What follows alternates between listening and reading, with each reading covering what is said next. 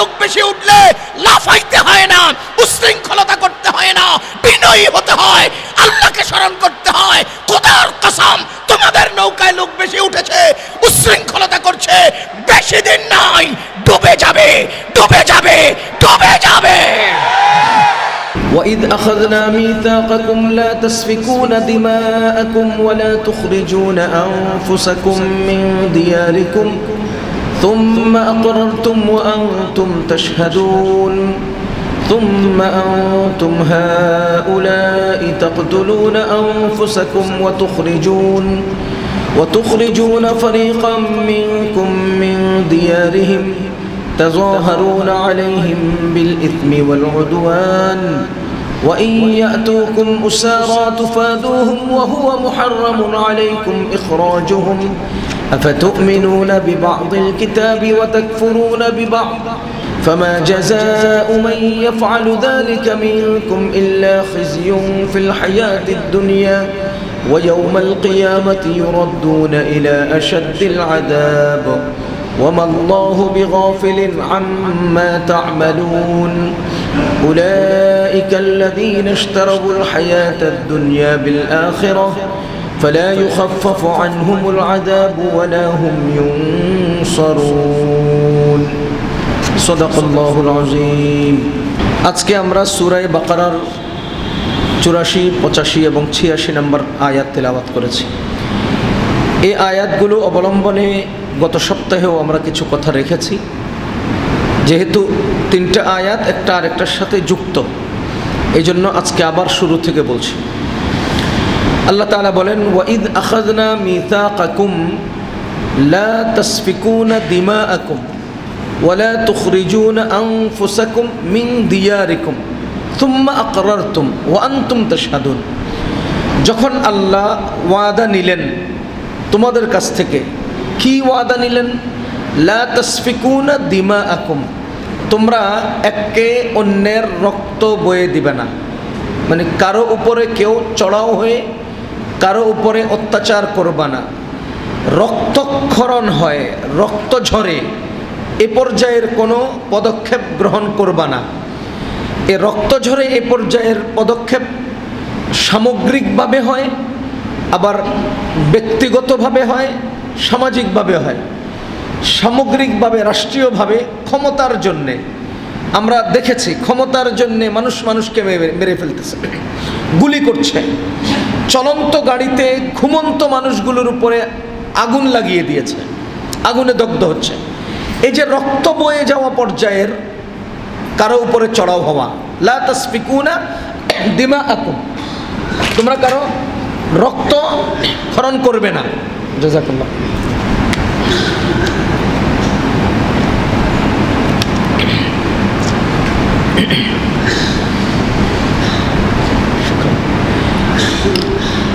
তো একটা হলো ক্ষমতার জন্যে, আমরা গত 15 বছর দেখেছি, 15-16 বছর এক গ্রুপ ক্ষমতা ধরে রাখার জন্য মানুষ মেরেছে, আরেক গ্রুপ ক্ষমতা ছিনিয়ে নেওয়ার জন্য মানুষ মেরেছে। আবার কিছু হয় সামাজিকভাবে, গোত্রে গোত্রে। আমরা চৌধুরী ভূঁইয়ার সাথে মোকাবেল, এটা বেশি হয় ব্রাহ্মণবাড়িয়ার দিকে, মাঝে মধ্যে দেখি টেনা লয়ে খন্তা করে লয়ে স্টুডেন্ট। এটা লা তাসফিকুনা দিমাআকুম, মানুষ মারা যাবে না। এরপরে আরেকটা কিছু হয় ব্যক্তিগতভাবে, পারিবারিকভাবে, জায়গা জমিন নিয়ে, চাচা ভাতিজার দ্বন্দ্ব, ভাই ভাইয়ের দ্বন্দ্ব, এর মধ্যে কি হয়?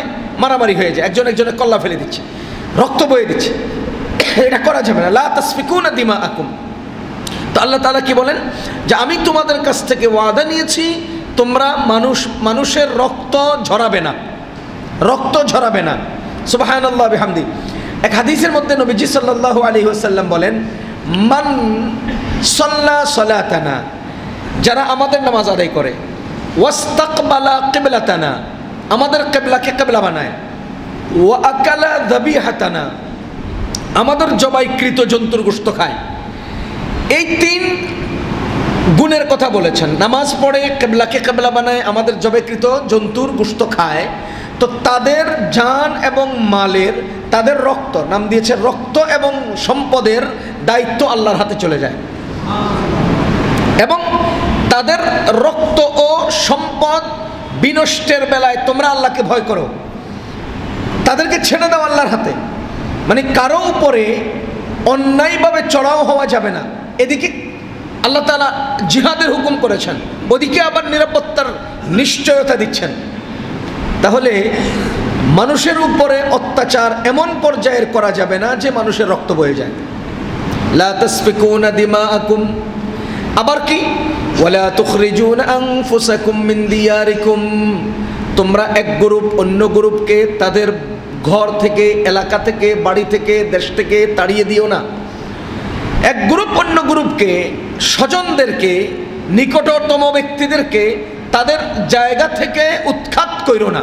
লা তাসফিকু লা তুখরিজুনা আনফুসাকুম মিন দিয়ারিকুম, কাউকে তার বসত বাড়ি থেকে, বসবাসের দেশ থেকে, বসবাসের এরিয়া থেকে উৎখাত করো না। এটা আল্লাহ তাআলা ওয়াদা নিয়েছেন। তাহলে মানুষের রক্তের নিশ্চয়তা, মানুষের বাসস্থানের নিশ্চয়তা আল্লাহ তাআলা এখানে নিশ্চিত করেছেন। আর কি সুম্মা আকরারতুম, এরপর আল্লাহ বলেন সুম্মা আকরারতুম, তোমরা এটা ইকরার করেছ, স্বীকার করেছ, ওয়া আনতুম তাশহাদুন, আবার এটা যে ইকরার করেছ এই ব্যাপারে তোমরা নিজেরাই সাক্ষী ছিলে। তোমরা যে এটা করেছ ইকরার, এটা তোমরা নিজেরাই সাক্ষী ছিলে।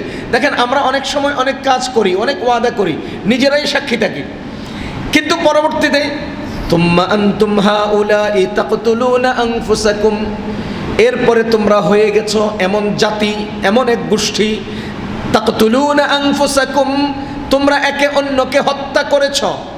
এক গ্রুপ অন্য গ্রুপকে মারো, এক গ্রুপ অন্য গ্রুপের কল্লা উড়িয়ে দাও, মানুষের উপরে চড়াও হয়ে তাদের রক্ত ধ্বংস করো।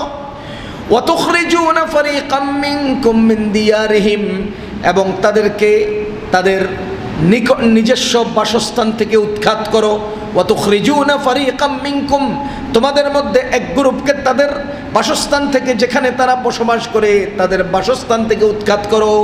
এমন এক জাতিতে তোমরা পরিণত হয়েছ যে তারা নিজের বাসস্থানে বসবাস করছে নিভৃতে, নীরবে।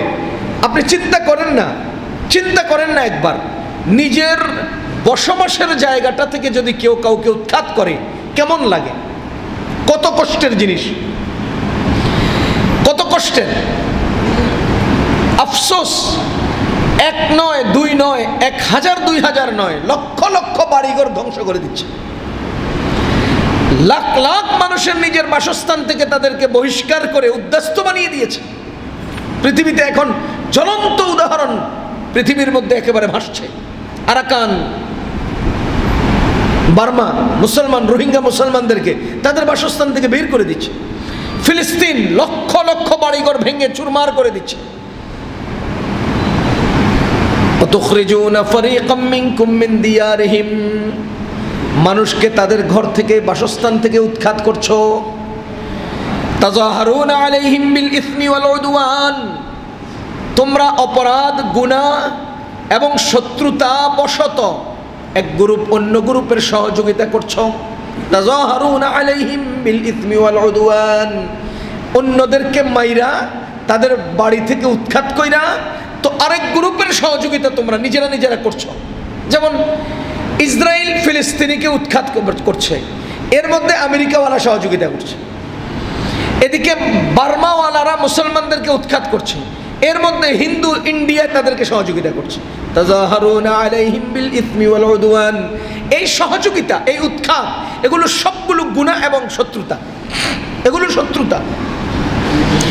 এটা যুগ যুগ ধরে, মানে বছরের পর বছর হয়ে আসছে।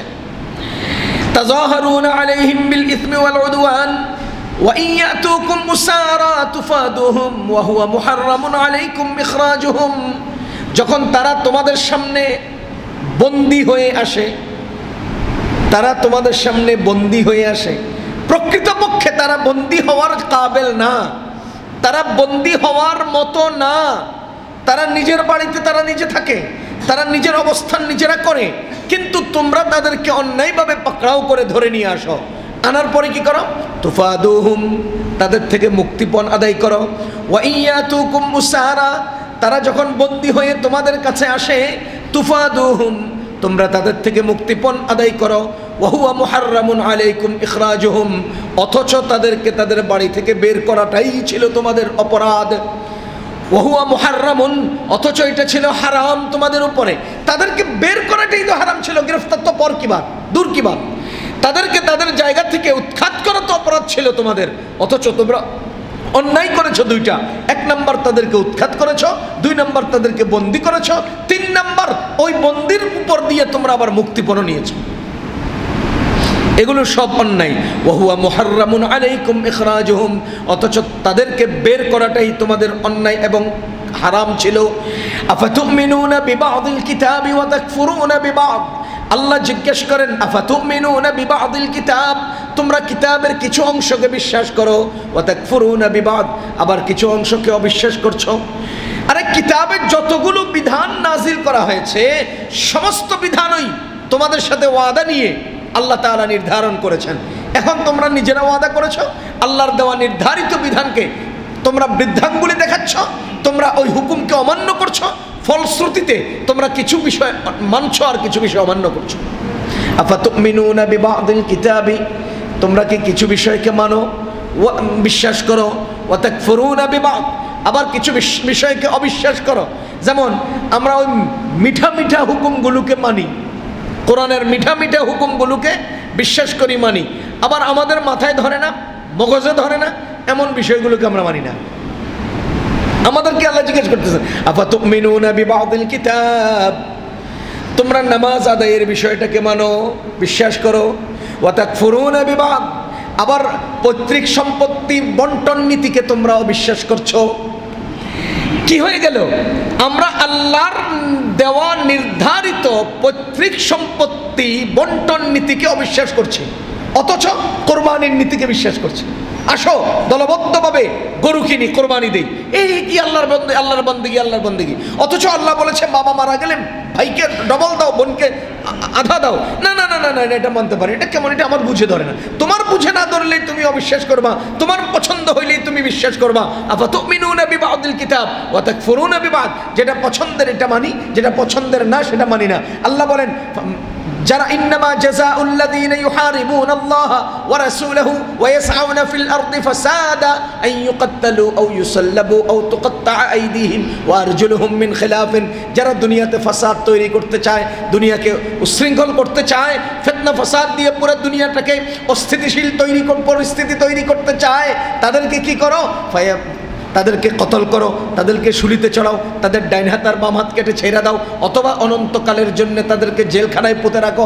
এই যে নির্দেশনা বুঝে আসে নাই, এটা হতে পারে না। সব চোর ডাকাতগুলো বেঁচে যাবে, অপরাধ বিচার হবে না, বিচার করার দরকার নেই। আল্লাহ কোরআনে নির্দেশ দিয়েছেন, অথচ সেটা আমরা করছি না। আফাতুমিনুনা বিবাদিল কিতাব ওয়া তাকফুরুনা বিবাদ, কিছু লোকের কর্মকে আমরা ছেড়ে দেই, আবার কিছু লোকের উপরে আমরা কোরআনের হুকুমকে প্রয়োগ করি। বড় লোকের ছেলে অন্যায় করলে আমরা কি করি? কম্বলটা আরো মোড় দিয়ে বলি পোলাভাইন মানুষ ছেড়ে দে, আবার গরিবের পোলাভাইনে করলে কোমরে গামছা বাইন্দা তার বিচার করি। আফাতুমিনুনা বিবাদিল কিতাবি ওয়া তাকফুরুনা বিবাদ, কিছু কিছু বিষয়কে তোমরা মানো, বিশ্বাস করো, আবার কিছু কিছু বিষয়কে অবিশ্বাস করো। আল্লাহ জিজ্ঞেস করছেন তাদের হালত কি জানো, তাদের শাস্তি কি জানো? ফামা জাযাউ মান ইয়াফআলু যালিকা মিনকুম, তাদের মধ্য থেকে যারা এমনটা করবে, ফামা জাযাউ, তাদের জাযা কি, তাদের শাস্তি কি, তাদের প্রতিদান কি? মান ইয়াফআলু যালিকা মিনকুম, তোমাদের মধ্য থেকে যারাই এমনটা করবে, ইল্লা খিজিয়ুন ফিল হায়াতিদ দুনিয়া, দুনিয়াতে তাদের জন্য রয়েছে লাঞ্ছনা, দুনিয়াতে তাদের জন্য রয়েছে অপমান, অপদস্থতা, লাঞ্ছনা। এরকম বহু প্রধান বিচারপতি, আইনমন্ত্রী, অনেক অনেক বিচারপতি মানিক, আমি বিচারপতি মানিক, হ্যাঁ মাইর খাইয়া কনি খাইয়া কাইতে হয়ে গেছে, হ্যাঁ নাও কয় আমি বিচারপতি মানিক। এরকম বহু আইন প্রয়োগ কইরা তুমি বহু মানুষকে শাস্তি প্রয়োগ করেছ, বহু মানুষকে নির্দোষ প্রমাণ করে আড়াল দিয়ে তুমি তাদেরকে ছেড়ে দিয়েছ। তো তুমি সিলেট বর্ডারে লাঞ্ছিত হইবা না, করবা কি? ফামা জাযাউ মান ইয়াফআলু যালিকা মিনকুম ইল্লা খিজিয়ুন ফিল হায়াতিদ দুনিয়া, তোমার শাস্তি হলো দুনিয়ার লাঞ্ছনা, অপদস্থতা। এটা তো কোরআন বলে দিয়েছে। আমি বিচারপতি মানিক, আমি বিচারপতি অমুক, শাস্তি প্রয়োগের দায়িত্ব তোমার হাতে এসেছে, তুমি কাউকে ছেড়ে দিয়েছো, কাউকে শাস্তির আওতায় এনেছো। আরে তুমি পত্রিকার একটা সাধারণ সংবাদকে কেন্দ্র করে মানুষ ফাঁসি দিয়ে দিচ্ছ। আফসোস, পত্রিকায় সংবাদ আসছে অমুকে চুরি করছে, সুতরাং পত্রিকার সংবাদটাই সাক্ষী তাকে শাস্তি প্রয়োগ করার। এটা যদি বাস্তবতা হয় আর এর আলোকে যদি মানুষকে শাস্তি দেওয়া যেতে পারে, তাহলে সমস্ত বাম রাম পত্রিকাওয়ালারা তোমার যে কোনো লোকের বিরুদ্ধে একটা অপরাধজনিত একটা সংবাদ প্রচার করবে, আর আইন উপদেষ্টার কাছে, আইন মন্ত্রীদের কাছে, আইনের লোকদের কাছে এই সংবাদের একটা কাট পিস উপস্থিত করবে, এটার আলোকে সে তাদেরকে শাস্তি প্রয়োগ করবে। এটা কি হতে পারে নাকি? না।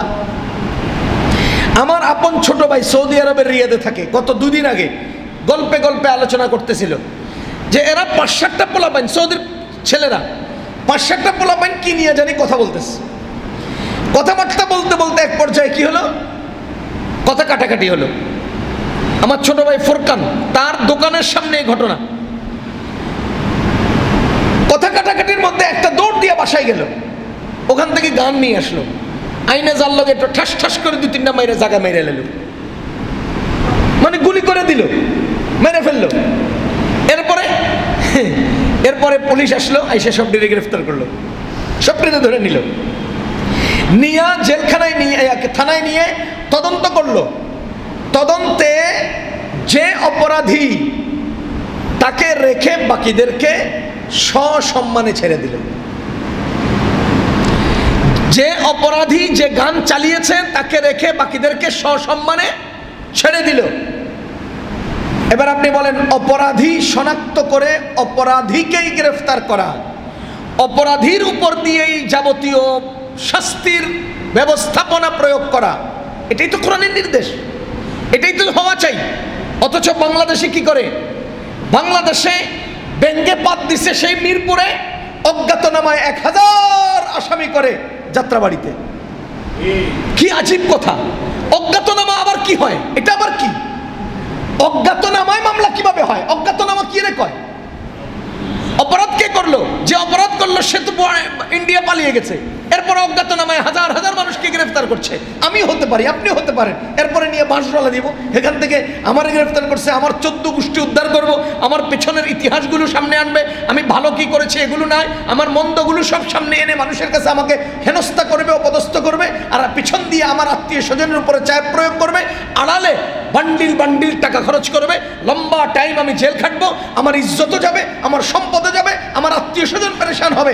অপরাধটা করলো কে? সে তো ইন্ডিয়া দিল্লিতে পালিয়ে আছে, আর সব শাস্তি প্রয়োগ হচ্ছে কার উপর? আফসোস, আফসোস। ফামা জাযাউ মান ইয়াফআলু যালিকা মিনকুম ইল্লা খিজয়ুন ফিল হায়াতিদ দুনিয়া। ভাইও, এইভাবে আমাদের বাংলাদেশ চলছে। একেবারে ৫০,০০০ মানুষ লোক একত্রে দেখেছে যে এই লোকটা আরেকটা মানুষকে হত্যা করেছে, কিন্তু আইন ব্যবস্থাপকরা ওই লোকটাকে ধরছেও না, গ্রেফতারও করছে না, শাস্তিও দিচ্ছে না। আমাদের ৫ই আগস্টের অভ্যুত্থানের মূল দাবি কি? অপরাধীদেরকে শাস্তি প্রয়োগ করো। মূল দাবি কি? ভেঙে পড়া সমস্ত ক্ষেত্রগুলোকে সংস্কার করো। এরপরের দাবি একটা নির্বাচন দিয়ে উপযুক্ত একটা নির্বাচিত সরকারের হাতে ক্ষমতাটা হস্তান্তর করো। এখন আমরা কি করতেছি? পিছন থেকে শুরু করছি, পিছন থেকে, শুরু থেকে না, পিছন থেকে। না না, নির্বাচন দাও, শাস্তি শাস্তি হোক না আস্তে ধীরে, সংস্কার হোক না আস্তে ধীরে। আরে সংস্কার সংস্কার সংস্কার। এই আজকে যখন যাত্রা, চিটাং রোড মাদানীনগর থেকে আমি গাড়ি চালায় আসতেছি, আমার এই যাত্রাবাড়ি পর্যন্ত অন্তত ১-২ হাজার গর্ত হয়ে গেছে মেইন হাইওয়ে রোডের মধ্যে। গর্ত, আমার গাড়ি চলে না, মানুষের গাড়ি চলতেছে না, দুপ দুপ দুপ দুপ করে গর্তের মধ্যে পড়ি। আমগোর রাস্তা সংস্কার হয় না, দেশ কি সংস্কার হইব? আরে রাস্তা সংস্কার হচ্ছে না তো, ব্রিজ সংস্কার হচ্ছে না তো, দেশের কি সংস্কার হবে? পেছন থেকে চাই। সবার দাবি হলো নির্বাচন দাও, ক্ষমতা দাও, পকেটের টাকা নাই, মরে যাইতেছি, টেহা থাকবো। আপনারা জানেন হযরত ওসমান রাদিয়াল্লাহু তাআলা আনহুকে এক গ্রুপ দুষ্কৃতকারী খারিজিরা অন্যায়ভাবে ওনার ঘরে উঠে ওনাকে কোরআন তেলাওয়াতরত অবস্থায় শহীদ করেছে। ইতিহাস তো জানেন। সে খাওয়ারিজিরা হযরত ওসমান রাদিয়াল্লাহু তাআলা আনহুর পুরা বাড়িকে কি করলো? ঘেরাও করলো। এরপরে মেইন ফটকে হযরত হাসান হুসাইন রাদিয়াল্লাহু তাআলা আনহুমা, তারা দুইজনে মেইন ফটক পাহারা দিলেন। কেউ ফটক অতিক্রম করে ভিতরে প্রবেশ করতে পারছে না। আলী রাদিয়াল্লাহু তাআলা আনহুর ছেলে আলী রাদিয়াল্লাহু তাআলা আনহুর নির্দেশনায় ফটক পাহারা দিচ্ছেন বিজ্ঞ বড় বড় সাহাবায়ে কেরাম, তাগড়া জওয়ান সাহাবায়ে কেরাম। খলিফাতুল মুসলিমিন ওমর ওসমান রাদিয়াল্লাহু তাআলা আনহুর গেট পাহারা দিচ্ছেন, যাতে করে কেউ অন্যায়ভাবে তার উপরে চড়াও না হয়। দীর্ঘদিন পর্যন্ত তিনি অবরুদ্ধ রইলেন। এরপরে তিনি সবাইকে বিভিন্ন বিষয়ে প্রশ্ন করলেন যে ইসলামের এই ফায়দা উপকারিতা আমি করেছি, মক্কায় মদিনা শরীফের মসজিদে নববীতে জায়গা হচ্ছে না, আমি জায়গা সংকুলন করে জায়গা বৃদ্ধি করেছি, অমুক জায়গায় কূপ নাই, পানি নাই, আমি পানির আয়োজন করেছি। এত সব কিছু করার পরেও তোমরা কি এইভাবে আমাকে অবরুদ্ধ করে রাখবে? অনেক লম্বা ইতিহাস। আমি যেটা আপনাকে বলতে চাচ্ছি মূল কথা, অন্যায়ভাবে তারা পেছনের ওয়াল টপকিয়ে ওসমান রাদিয়াল্লাহু তাআলা আনহুর ঘরে প্রবেশ করলো এবং কোরআন তেলাওয়াতরত অবস্থায় তাকে শহীদ করে দেওয়া হলো। এরপরে কি দাবি উঠলো? এরপরে দাবি উঠলো দুইটা। এক নম্বর দাবি, ওসমান রাদিয়াল্লাহু তাআলা আনহুর হত্যাকারীদেরকে শাস্তির আওতায় আনতে হবে, তাদের কল্লা ফেলে দিতে হবে, তাদেরকে ফাঁসির কাস্টে ঝুলাতে হবে, কিসাস বাস্তবায়ন করতে হবে। দ্বিতীয় নম্বর দাবি উঠলো, যেহেতু খলিফা শহীদ হয়ে গেছেন, এখন খলিফা নির্বাচন করো। খলিফা নির্বাচিত হলে এরপরে তার আওতায়, তার অধীনে আমরা ওটা শাস্তি প্রয়োগ করব। এই প্রসঙ্গে দুইটা গ্রুপ হলো। আলী রাদিয়াল্লাহু তাআলা আনহু তৎক্ষণাৎ খলিফা হলেন, সবাই তার এতাআত করে নিল, তার হাতে বায়াত গ্রহণ করলো, তাকে খলিফা মেনে নিল, ইসলামের চতুর্থ খলিফা তৈরি হলেন। এখন প্রশ্ন, শাস্তি চাই, ইমার্জেন্সি শাস্তি চাই, একটু পরিস্থিতিটাকে নিয়ন্ত্রণ করে শাস্তি প্রয়োগ করতে চাই, বুঝেন? এই মুহূর্তে শাস্তি চাই, পরিস্থিতি নিয়ন্ত্রণ করে শাস্তি প্রয়োগ করব। এবার আপনারা বলেন তো, শাস্তি প্রয়োগ তৎক্ষণাৎ, বিলম্বে, দুজনের দাবি দুটা নয়। তৎক্ষণাৎ, আরেকটা কি? বিলম্বে, ধীরে সুস্থে, আস্তে ধীরে। এখন আপনারা বলেন, সমাজের যে অপরাধীরা, এরা কি শাস্তি চাই এই মুহূর্তে, তাদের সঙ্গ দিবে, না যারা বিলম্বে চায় তাদের সঙ্গ দিবে? বুঝতেছেন আপনারা? যারা শাস্তি চায়, দুটো গ্রুপে শাস্তি চায়, কিন্তু এক গ্রুপ শাস্তি চাচ্ছে এই মুহূর্তে, ইমার্জেন্সি, আরেক গ্রুপ শাস্তি চাচ্ছে বিলম্বে, পরিস্থিতি স্বাভাবিক করে। এখন যারা অপরাধী তারা কাদের পক্ষ নিবে? যারা বিলম্বে। এই জন্য সব খাওয়ারিজরা আলী রাদিয়াল্লাহু তাআলা আনহুর দলে অন্তর্ভুক্ত হয়ে গেল। এরপরে জঙ্গে জমাল হলো, জঙ্গে সিফিন হলো। সেই সময়ে আলী রাদিয়াল্লাহু তাআলা আনহু এবং আয়েশা রাদিয়াল্লাহু তাআলা আনহা, হযরত আমর ইবনুল আস, মুআবিয়া রাদিয়াল্লাহু তাআলা আনহু, এই সকলে বসে আলোচনা সাপেক্ষে যুদ্ধ বন্ধ ঘোষণা করলো। যুদ্ধ বন্ধ হলো, কিন্তু ঘটনার চক্রে ওই যে আব্দুল্লাহ ইবনে সাবা, খাওয়ারিজদের যে লিডার, সে আলী রাদিয়াল্লাহু তাআলা আনহুর সাইডে ছিল, সেই দলের অন্তর্ভুক্ত ছিল। হঠাৎ করে রাত্রেবেলা অতর্কিত আক্রমণ করলো কাদের উপরে? মুআবিয়া রাদিয়াল্লাহু তাআলা আনহুর যে গ্রুপটা ছিল তাদের উপরে। পরিপ্রেক্ষিতে তাদের সকল ঘুমন্ত মানুষগুলো হতভম্ব হয়ে গেল যে গতকাল বিকালবেলা ঘোষণা হলো এবং সিদ্ধান্ত হলো আর যুদ্ধ হবে না, শান্তি হবে, কিন্তু অতর্কিত আক্রমণ করলো কেন? সুতরাং পরিপ্রেক্ষিতে আমরা এর জবাব দেব। তারাও হঠাৎ প্রস্তুতি গ্রহণ করে এদের বিরুদ্ধে যুদ্ধ শুরু করলো। এখন এদের যারা নির্দোষ তারা চিন্তা করলো, কিরে, যুদ্ধ তো করার কথা না, তারা কেন হামলা করলো? মাঝখান দিয়া ওই ওই ওই অপরাধী যারা, এরা সরে গেল, আব্দুল্লাহ ইবনে সাবা যারা, এরা সরে গেল। তো নির্দোষ মানুষেরা যুদ্ধ শুরু হলো। ওরে মিয়া, যারা অপরাধী তারা সব সময় বিলম্বে শাস্তি যারা দিতে চায় তাদের পক্ষ অবলম্বন করে, আর সেখানে ঢুকেই তারা পুরো দেশকে অস্থিতিশীল তৈরি করে, পরিবেশটাকে ধ্বংস করে, নষ্ট করে, পরিস্থিতি খারাপ করে। এজন্য অপরাধীর বিচার সবার আগে তৎক্ষণাৎ দেওয়া লাগবে, তাহলেই দেশ শান্তি এবং সুখ তৈরি হবে। যদি তা না হয় তাহলে আপনি যতই চেষ্টা করেন, নির্বাচন দেন, সংস্কারের স্লোগান দেন, আড়ালে এরাই আবার অপরাধের জন্ম দিবে। কেমনে কইলে বুঝবেন আপনারা? পিছনের ইতিহাসগুলো খুঁজেন না, দেখবেন অবিকল এভাবেই তৈরি হচ্ছে, এভাবেই তৈরি হচ্ছে। আফসোস, আমি সব কথা যদি এখন সামনে বলতে চাই তো কব যে আপনি তাফসিরের মধ্যে এটি কনকা, কিন্তু তাফসিরের সাথে যে এগুলো সম্পৃক্ততা আছে এটা আবার ওই পাগলা মুসল্লিরা বুঝবে না।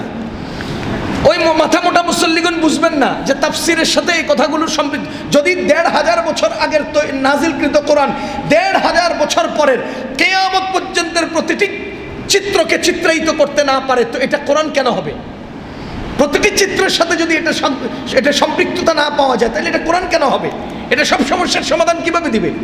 আল্লাহ হেফাজত করুন।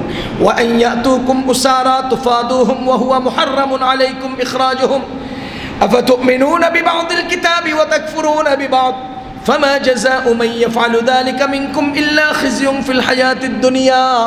যারা এমনটা করবে তাদের জন্য দুনিয়াতে রয়েছে লাঞ্ছনা, লাঞ্ছনা, লাঞ্ছনা, লাঞ্ছনা। আবার বলছি, তাদের জন্য রয়েছে অপমান, অপদস্থতা। আফসোস, আফসোস, খোদার কসম, গত 16 বছরের অত্যাচারীরা কিয়ামত পর্যন্ত লাঞ্ছিত, কিয়ামত পর্যন্ত লাঞ্ছিত, কিয়ামত পর্যন্ত লাঞ্ছিত। আমি সবসময় কইতাম যে এতগুলো টাকা খরচ করে জবরদস্তি মিনার মন্দির বানাই, কি বলে, ভাস্কর্য বানাচ্ছে। একদিন এমন আসবে যেদিন সব মানুষ উল্লাস করতে করতে এটা ভাঙবে, উল্লাস করতে করতে ভাঙবে এগুলো। প্রায় বলতাম যে ভাই টাকার মধ্যে ছবি দিয়েন না, কারণ আপনারা আমি দেখতে পারি না। আপনি যত আমার চোখের আড়ালে থাকবেন ততই নিরাপদ। কি বলেন? যারা যে দেখতে না পারে সে যত দূরে থাকবে তত নিরাপদ না। আপনি আমার চিন্তার বস্তু হবেন না, আলোচনার বস্তু হবেন না, ঘৃণার বস্তু হবেন না। কেন? আপনারা দেখেই তো না। এখন আপনার প্রতি আমার ঘৃণা, আপনি জবরদস্তি আমার সামনে এসে দাঁড়ান, থো। আপনার প্রতি আমার ঘৃণা, আপনি যখন তখন আমার চোখের সামনে আসেন, তো আপনার কি করবো আমি? থো। ঘৃণা বড় প্রত্যাখ্যান করবো। প্রায় সময় আপনার প্রতি আমার ঘৃণা উপরে পড়বে, বহিঃপ্রকাশ ঘটবে। এখন আপনি পকেটের মধ্যে যে লোকটার আমি দেখতে পারি না, হের ছবি দিয়া টাকা ছাপায় আমার দিছেন, এখন আমি দেখলেই ঘৃণা লাগে, দেখলেই মেসেজ করা হোক। কি করলেন এটা? এটা আপনি আরো নষ্ট করলেন পরিবেশটা। ফামা জাযাউ মান ইয়াফআলু যালিকা মিনকুম ইল্লা খিজয়ুন ফিল হায়াতিদ দুনিয়া। দুনিয়ার জীবনে লাঞ্ছনা, লাঞ্ছনা, লাঞ্ছনা। আখিরাতে কি? ওয়া ইয়াউমাল কিয়ামাতি ইউরাদ্দুনা ইলা আশাদ্দিল আযাব। কিয়ামতের দিন তাদেরকে ভয়ঙ্কর আযাবের সম্মুখীন করা হবে। ওয়া ইয়াউমাল কিয়ামা, এবং কিয়ামতের দিন ইউরাদ্দুনা, নিক্ষেপ করা হবে, সম্মুখীন করা হবে, ইলা আশাদ্দিল আযাব, কঠিন শাস্তির দিকে, কঠিন শাস্তির মধ্যে তাদেরকে নিক্ষেপ করা হবে। আল্লাহ বলেন, ওয়ামাল্লাহু বিগাফিলিন আম্মা তা'মালুন। তোমরা যা করো আল্লাহ সেই ব্যাপারে গাফিল নন, আল্লাহ সেই ব্যাপারে উদাসীন নন, আল্লাহ সেই ব্যাপারে বেখবর নন। ওয়ামাল্লাহু বিগাফিলিন, আল্লাহ গাফিল নন, আম্মা তা'মালুন, তোমরা যা করো সেই ব্যাপারে। বলেন তো আমরা যা করি এই ব্যাপারে আল্লাহ গাফিল? ইয়ালামু মা তুসিররুনা ওয়া মা তু'লিনুন। আল্লাহ বলেন ইয়ালামু মা তুসিররুনা ওয়া মা তু'লিনুন। তোমরা যা গোপন করো, যা ওপেন করো, সব সম্পর্কে আল্লাহ অবগত আছেন। আরে কাউয়ার মতো, কাউয়া বলে আরেকজনের সাবান চুরি করে, তো লোকজন থাকলে হ্যাঁ চোখ বন্ধ করে চুরি করে, চোখ খানলে মনে করে যে কেউ হ্যাঁ দেখতেছে না। আমি যতই গোপনে করি না কেন, আমি কেমন জানি চোখ বন্ধ করে কাউয়ার মতো সাবান চুরি করি, আমার আল্লাহ চোখ বন্ধ করেন না। ইয়ালামু মা তুসিররুনা ওয়া মা তু'লিনুন। তুমি যা করো সব সম্পর্কে আল্লাহ অবগত আছেন। আয়াতুল কুরসির মধ্যে কি পড়েছিলেন? ইয়ালামু মা বাইনা আইদিহিম ওয়া মা খালফাহুম। তিনি তোমাদের সামনের সব জানেন, পেছনের সব জানেন, সামনের সব জানেন, পেছনের সব জানেন। ইয়ালামু মা বাইনা আইদিহিম, তোমাদের সামনে যা কিছু আছে সব কিছু সম্পর্কে তিনি অবগত আছেন। ওয়া মা খালফাহুম, পিছনে যা কিছু আছে সব কিছু সম্পর্কে তিনি অবগত আছেন। ওয়ালা ইউহিতুনা বিশাইইম মিন ইলমিহি ইল্লা বিমা শাআ, এমন কিছু নাই যা তার ইলমের বাহিরে। ইয়ালামু খাইনাতাল আয়ুন ওয়া মা তুখফিস সুদূর। তোমরা চোখের কোণায় চোখ টিপি দিয়া কি করো সেটাও আল্লাহ জানেন, চোখ টিপির আড়ালে অন্তরে কি কল্পনা করো সেটাও আল্লাহ জানেন। তাইলে আল্লাহর ইলমের বাইরে কিছু নাই। ওয়ামাল্লাহু বিগাফিলিন আম্মা তা'মালুন। আল্লাহ তাদের কর্ম সম্পর্কে, তোমাদের কর্ম সম্পর্কে অনবগত নন, তোমাদের কর্ম সম্পর্কে বেখবর নন, গাফিল নন। এই সূরা ইব্রাহিমে আল্লাহ তাআলা বলেন, সুবহানাল্লাহ, ওয়ালা তাহসাবান্নাল্লাহা গাফিলান আম্মা ইয়ামালুয যালিমুন। তোমরা যেন ধারণা না করো যে আল্লাহ তাআলা জালিমদের কর্ম সম্পর্কে অনবগত। ওয়ালা তাহসাবান্নাল্লাহা গাফিলান, আল্লাহ গাফিল নন আম্মা ইয়ামালুজ জালিমুন, জালিমদের কর্ম সম্পর্কে। কথা হলে জালিমরা কর্ম করে যে আল্লাহ এই কর্মের সুযোগ কেন দেন? জালিমরা কর্ম করবে, জালিমদের হাত কেন অকেজো করে দেন না? কারো উপরে জুলুম করতেছে আল্লাহ তাআলা অ্যাকশন সাথে সাথে নেন না কেন? আল্লাহ বলেন ইন্নামা ইউআখিরুহুম লিয়াউমিন তাশখাসু ফীহিল আবসার, তাদেরকে সুযোগ দিচ্ছেন ওই দিন পর্যন্ত যেই দিন মানুষের চক্ষুগুলো কপালে উঠে যাবে, যেই দিন মানুষের চোখগুলো সব এলোমেলো হয়ে যাবে। ইন্নামা ইউআখিরুহুম লিয়াউমিন তাশখাসু ফীহিল আবসার। আল্লাহ আরেক আয়াতে বলেন ওয়ালা তাহসাবান্নাল্লাযীনা ওয়ালা ইয়াহসাবান্নাল্লাযীনা কাফারু আন্নামা নুমলি লাহুম খায়রুল লিআনফুসিহিম, তারা যারা কুফরি করে তারা যেন এই কথা ধারণা না করে যে তাদেরকে সুযোগ দেওয়া হয়েছে এই সুযোগটা তাদের জন্য কল্যাণকর। ইন্নামা নুমলি লাহুম লিয়াজদাদু ইসমা, এই সুযোগটা দিয়েছি তাদের অন্যায় আরো ভারী হওয়ার জন্য। ইন্নামা নুমলি লাহুম, তাদেরকে সুযোগ দিয়েছি কেন? লিয়াজদাদু ইসমা, অপরাধ আরো বাড়ার জন্য। অপরাধ বাড়ুক, আরো বাড়ুক, আরো বাড়ুক, আরো বাড়ুক, আরো বাড়ুক। ওয়ালাহুম আযাবুম মুহিন, তাদের জন্য অপমানকর শাস্তি। আরো বাড়ুক, আরো বাড়ুক, লিয়াজদাদু ইসমা, অপরাধ আরো বাড়ুক। কাবাডি খেলেন না আপনারা? কাবাডি খেলছেন না ছোটকালে? আমরা খেলছি কাবাডি, বাংলাদেশের একটা জাতীয় খেলা। এটা কি জন্য যে জাতীয় খেলা বানাইছে? যাও, কাবাডি যখন খেলতে যায় তো একজনে বুল দেয়, বাকিরা সব তারা ধরার জন্য কি করে? অপেক্ষা করে।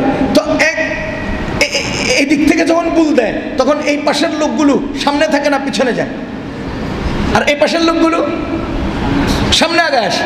আর সে যখন বুল নিয়ে ওই দিক যায়, কাবাডি কাবাডি কাবাডি কাবাডি, তখন এই পাশের লোকগুলো পিছনে চলে যায়, ওই পাশের লোকগুলো সামনে আসে। সে কাবাডি শুরু করার সাথে সাথেই তারে ধরে না। দুইটা জিনিসের অপেক্ষা করে, এক নাম্বার সে ভিতরে ঢুকুক, দুই নাম্বার তার নিঃশ্বাসটা ছোট হয়ে আসুক। বুঝেন নাই? কাবাডি খেলায় কয়টা বিষয়ের অপেক্ষা? দুইটা বিষয়ের অপেক্ষা। প্রথম, কাবাডি বলতেই তারে ধরে না, ধরার চেষ্টা করে না। ওরে মুসলমান, সামনে একদম দাগের কাছাকাছি তারে গ্রেফতার করে না, ধরে না, চাপ দেয় না, ভিতরে ঢুকার জন্য অপেক্ষা করে। সে যখন কাবাডি কাবাডি করতে করতে ভিতরে ঢুকে, পেছনওয়ালারা অপেক্ষা করে, এই পাশওয়ালারা সামনে আসে। আবার যখন সে এদিকে চাপ দেয় তখন এরা সামনে আসে, ওরা পিছনে চলে যায়। কিসের অপেক্ষা? দুইটা বিষয়ের অপেক্ষা। এক নাম্বার হলো সে কাবাডি করতে করতে ভিতরে প্রবেশ করুক, দুই নাম্বার অপেক্ষা হলো তার নিঃশ্বাসটা নাকের আগায় চলে আসুক, ধরতেই কাইত হয়ে পড়ে যাবে। ইন্নামা নুমলি লাহুম লিয়াজদাদু ইসমা, আমি তাদেরকে যে সুযোগ দেই, সুযোগ দেই, সুযোগ দেই, চাইলে প্রথম ধাক্কায় তারে ধরে ফেলতাম, কিন্তু ধরি না কেন? ওই দুইটা জিনিসের অপেক্ষা। নিঃশ্বাসটা ছোট হয়ে আসুক, হ্যাঁ 2024 সালের 5 আগস্ট তৈরি হোক, সময় আসুক, এরপরেই পাকড়াও হবে। নিঃশ্বাসটা কাছাকাছি আসুক, এরপরেই পাকড়াও হবে। ধরবেন, ধরা ছাড়া নাই। ইন্নামা নুমলি লাহুম লিয়াজদাদু ইসমা, আল্লাহ তাআলা অপরাধ করার সুযোগ দেন কেন? যাতে করে সে আরো যায়, আরো অপরাধ করে, আরো করে, করতে করতে শেষ প্রান্তে আসবে, পাকড়াও হবে। ওয়ামাল্লাহু বিগাফিলিন আম্মা তা'মালুন, আমাদের কোন কর্ম সম্পর্কে আল্লাহ অনবগত নন, সব কিছু সম্পর্কে আল্লাহ জানেন। এরপরে কি বলেন? উলাইকাল্লাযীনা ইশতারাবুল হায়াতাদ দুনিয়া বিল আখিরাহ। খেয়াল করেন, খেয়াল করেন, উলাইকা তারা কারা? আল্লাযীনা ইশতারাও, তারা যারা ক্রয় করেছে। উলাইকাল্লাযীনা ইশতারাও, যারা ক্রয় করেছে। কি ক্রয় করেছে? আল হায়াতাদ দুনিয়া, দুনিয়ার চাকচিক্য, দুনিয়ার জীবন। কিসের বিনিময়ে? বিল আখিরাহ, আখিরাতের বিনিময়ে। তার মানে তারা আখিরাতকে জলাঞ্জলি দিয়া দুনিয়া সজ্জিত করেছে। ওই বাগান বাড়ি, ওই আলিশান ঘর, ওই নিজাম হাজারির এই, ওই শামীম ওসমানের সেই, সব কিছুর আড়ালে আখিরাত ধ্বংস, আখিরাত ধ্বংস, আখিরাত ধ্বংস। উলাইকাল্লাযীনা ইশতারাউল হায়াতাদ দুনিয়া বিল আখিরাহ। কই আখিরাতে? আখিরাত তো পুরান, আখিরাত তো বাকি, আখিরাত তো পরে, যা হবো হবনে। দুনিয়াতে একটু ভাবসাব লইয়া চলি, দুনিয়াতে একটু দেখাই। আরে ভাই, দুনিয়াতে দেখাইতে যাই আখিরাত ধ্বংস। উলাইকাল্লাযীনা ইশতারাউল হায়াতাদ দুনিয়া বিল আখিরাহ। খেয়াল করেন, আমি এটা আমাদের মুসলিম উম্মাহকে উদাহরণস্বরূপ আনতেছি। প্রকৃতপক্ষে এটা কাফের এবং অমুসলমানদের ব্যাপারে, অন্যদের ব্যাপারে। উলাইকাল্লাযীনা ইশতারাবুল হায়াতাদ দুনিয়া বিল আখিরাহ, তারা আখিরাত ক্রয়, আখিরাতকে ধ্বংস করে দুনিয়া কামাই করেছে। এরপরে কি বলেন? ফালা ইউখাফফাফু আনহুমুল আযাব, তাদের আযাবের মধ্যে কোনো কমতি করা হবে না। ফালা ইউখাফফাফু আনহুমুল আযাব, তাদের আযাবের মধ্যে সামান্য কমতি করা হবে না। ওয়ালা হুম ইউনসারুন, এবং সামান্যতম সাহায্য তাদের করা হবে না। দুনিয়াতে আমার কাঁধের উপরে বোঝা থাকলে, এটা বহন করতে না পারলে, ভাই একটু ধরেন, সহযোগিতা পাওয়া যায়। ভাই আমি ব্যথা পাইছি, এটা একটু ধরেন, সহযোগিতা পাওয়া যায়। ভাই এখান দিয়ে একটা কিছু ঢুকে গেছে, একটু ধরেন, টান দিয়ে বের করেন, সহযোগিতা পাওয়া যায়। আল্লাহ বলেন ওয়ালা হুম ইউনসারুন, কোনো সাহায্য তারা পাবে না, তাদের কোনো সাহায্যকারী থাকবে না। সুতরাং আল্লাহ ওয়াদা নিয়েছেন, দেখেন খুব খেয়াল করেন, দুইটা জিনিস। এক নাম্বার হলো মানুষের রক্তের হেফাজতের ওয়াদা, দুই নাম্বার হলো মানুষের বাসস্থান হেফাজতের ওয়াদা। মানুষের রক্তের হেফাজতের ওয়াদা, বাসস্থান হেফাজতের ওয়াদা। وَإِذْ أَخَذْنَا مِيثَاقَكُمْ لَا تَسْفِكُونَ دِمَاءَكُمْ وَلَا تُخْرِجُونَ أَنفُسَكُمْ مِنْ دِيَارِكُمْ। আল্লাহ তাআলা ওয়াদা নিলেন মানুষের রক্ত ঝরাবে না এবং কাউকে তাদের বাসস্থান থেকে উৎখাত করবে না। সুম্মা আকারারতুম, তোমরা এটা ইকরার করেছ। ওয়া আনতুম তাশহাদুন, এবং নিজেরাই এই ব্যাপারে সাক্ষী ছিলা। এরপরে কি হলো? এরপরে তোমাদের মধ্যে এমন এক গ্রুপ তৈরি হলো যারা মানুষকে হত্যা করেছে, মানুষের রক্ত ঝরিয়েছে, আর মানুষকে তাদের বাড়ি থেকে বের করে দিয়েছে। আপনারা দেখছেন বড় বড় কোম্পানি, বড় বড় কি বলে জমিন ব্যবসায়ী, বড় বড় ফ্যাক্টরির মালিকরা কি করে? এই কোনায় জায়গা কিনে, ওই কোনায় জায়গা কিনে, ওই কোনায় জায়গা কিনে, এই কোনায় জায়গা কিনে, কিন্না চারিদিক থেকে ঘেরাও করে। এরপরে মাঝখানে বসবাসকারী পাবলিক যেগুলো নিরীহ দুর্বল, এগুলো যায় কয় উঠবি না ধাক্কায় বের করে দেবে। বুঝুন না? চারিদিক থেকে জায়গাটা কিনে মাঝখানে যারা বাস করে তাদেরকে কি কয়? উঠবি না ধাক্কায় বের করে দেবো। কয় ভাই আমনে আম করে বাঁচান। কেমনে বাঁচাইতাম? 20 লাখ টাকা কাঠা। কয় না 5 লাখ টাকা করে দেবো, পাইবি। এরপরে আল্লাহ আল্লাহ করতে করতে যাইবি, আর যদি না যাস পোলা ফাইন দিয়া রাত্রে ঘুমাইতে দিতাম না, যাইতে বাধ্য হবি। এরকম বহু কোটিপতি, বহু হাজার কোটিপতি বাংলাদেশে আছে না নাই? আমি চিনি অনেকগুলোর আমি চিনি, যারা ওই কোনায় জায়গা কিনা নিজের ফ্যাক্টরি তৈরি করবে। হ্যাঁ, মনে করেন 2 একর জায়গা লাগবে, 5 একর 10 একর জায়গা তার দরকার। এখন এখানে বসবাসকারীর লোকজন আছে, কি করছে? পিছন দিয়ে উপর দিয়ে কিনে এরপরে তাদেরকে খোঁচাইয়া উঠাইয়া দিছে, ঠেলে উঠাইয়া দিছে। হ্যাঁ, তাদেরকে শান্তিতে থাকতে দেয় না। তো শেষ পর্যন্ত এরকম বহু লোকের কান্না আমরা দেখেছি, শুনেছি। নারায়ণগঞ্জের, রূপগঞ্জের বড় বড় নেতা, আপনাদের আওয়ামী লীগের বড় এমপি সাহেবের ব্যাপারে আমার কাছে এক লোকে কান্দা কইতেছে, হুজুর জমিন কিনছি যে টাকা দিয়া, তারও কম টাকায় আমাদেরকে ওখানে দিয়ে কোনো রকম উঠাইয়া দিছে। এখনকার জমিনের ভ্যালু হলো 30 লাখ, এরা আমরে দেয় 3 লাখ টাকা করে। নোয়াখালীতে বড় বড় ব্যক্তিদের নাম জানি, যারা তাদের বড় ফ্যাক্টরি তৈরি করার জন্য মানুষকে উঠাই দিছে। উঠবি না উঠাই দেব, দয়া করেন আপনি কিছু টাকা দিয়ে দেন, ছেড়ে যাই। এই ওয়াতুখরিজুনা ফারিকাম মিনকুম মিন দিয়ারিহিম, মানুষকে মানুষের বাসস্থান থেকে উৎখাত করে। দেখেন এই আয়াতগুলো থেকে মানুষের রক্ত এবং মানুষের বাসস্থানের হেফাজতের নিরাপত্তার নিশ্চয়তা আল্লাহ তাআলা বর্ণনা করেছে। এর বিপরীত যারা করবে, মানুষ হত্যা করবে অথবা কাউকে অন্যায়ভাবে তার জমিন থেকে উৎখাত করবে, দেশ থেকে উৎখাত করবে, তাদের ব্যাপারে আল্লাহ তাআলা কি বলছেন? তারা খিজিয়ুন ফিল হায়াতিদ দুনিয়া, দুনিয়াতে হবে লাঞ্ছিত, আর আখিরাতে ইউরাদ্দুনা ইলা আশাদ্দিল আযাব, ভয়ঙ্কর আযাবের সম্মুখীন হবে। এরপরে কি হবে? তারা কেমন জানি দুনিয়ার জীবনটাকে ক্রয় করে নিয়েছে, আখিরাতকে ধ্বংস করে। আপনাদের বলে দিচ্ছি, বাংলাদেশে যেই কোনো মানুষের রক্ত ঝরায়, যেই কেউ মানুষের জমিন থেকে তাদেরকে উৎখাত করে, ওই ব্যক্তি তার আখিরাত ধ্বংস করে দুনিয়া কামাই করবে। তাদের আযাব কমবে না, তাদের কোনো সাহায্যকারী থাকবে না, থাকবে না, থাকবে না। হাজার হাজার কোটি টাকার সম্পত্তি পড়ে আছে, মানুষ ওইদিকে এখন পেশাবও করে না। খোদার কসম, হাজার হাজার কোটি টাকার সম্পদ বাংলাদেশে পড়ে আছে ওইসব নেতাদের, ওইসব খেতাদের, ওইসব কোটিপতিদের। ওইদিকে মানুষ নাকও পরিষ্কার করে না, পেশাবও করে না মানুষ সেদিকে। যেখানে দলে দলে মানুষের আনাগোনা ছিল, যেখানে মানে দলে দলে মানুষের পাহারাদারি ছিল, লোকজন আসতো যেত, সেই জায়গাতে এখন মানুষ পেশাব টয়লেটও বানায় না, মূল্যহীন। সুবহানাল্লাহ। কেন? এটা লাঞ্ছনার কারখানায় পরিণত হয়েছে, লাঞ্ছনার একটা, অপদস্থতার একটা উদাহরণে পরিণত হয়েছে। হে দেখ দেখ, মানুষ হাঁটে আর বলে হে দেখ দেখ সোরা বেটার ঘর, দেখ দেখ সোরার ঘর, দেখ দেখ সোরার বাড়ি, ওই সোরার বাগান বাড়ি, ওই ওই নেতার বাড়ি। মানুষ দেখায় আর বলে। এটা লাঞ্ছনার জন্য একটা উদাহরণ হয়ে গেছে। আফসোস, যাহা হোক, আমরা চেষ্টা করব আল্লাহর জন্যে মানুষের রক্ত এবং বাসস্থানের নিরাপত্তা নিশ্চিত করতে। অন্যায়ভাবে জেনে শুনে কারো 1 ইঞ্চি জমিন দখল করব না, অন্যায়ভাবে জেনে শুনে কারো উপরে এমন আচরণ করব না যার দ্বারা তার রক্ত বয়ে যায়, চোখের পানি ঝরে। আল্লাহ আমাদেরকে হেফাজত করুন।